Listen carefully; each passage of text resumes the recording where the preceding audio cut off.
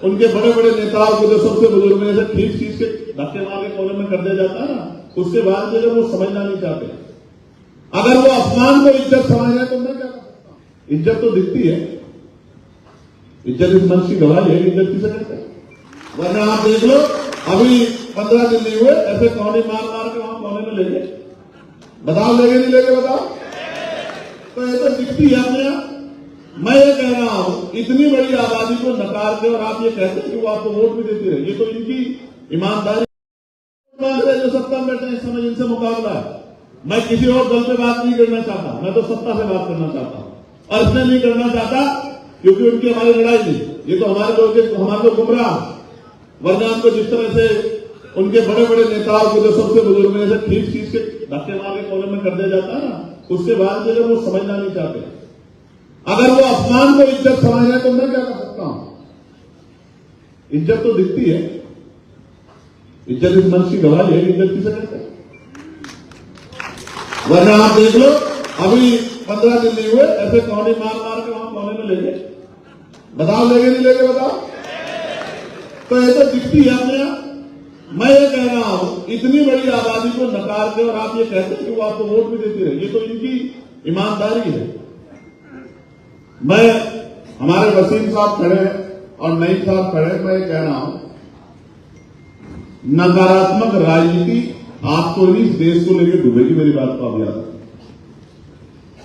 सकारात्मक राजनीति करो, वोट को किसी को हराने के लिए मत दो, वोट को किसी को जिताने के लिए दो, वोट को जीतने के लिए दो, वोट को अपने और अपने बच्चों के भविष्य पर ध्यान में रखते दो। अभी तक आप क्या कर रहे हैं, और यही चला रहा है लंबे समय से कि फलानी पार्टी को हराना, फलानी पार्टी को हराना। मैं आपसे कह रहा हूं, मैं अपनी 70% एनर्जी किसी को हराने के लिए लगाऊंगा, तो 30% एनर्जी से मेरा कौन सा भला हो जाएगा। हमारी पूरी एनर्जी 5 साल हम लोग जुर्म जात के अत्याचार सहते हैं और बाद का 1 महीना में इस बात पर लगाते हैं कि इसको कौन हरा रहा है।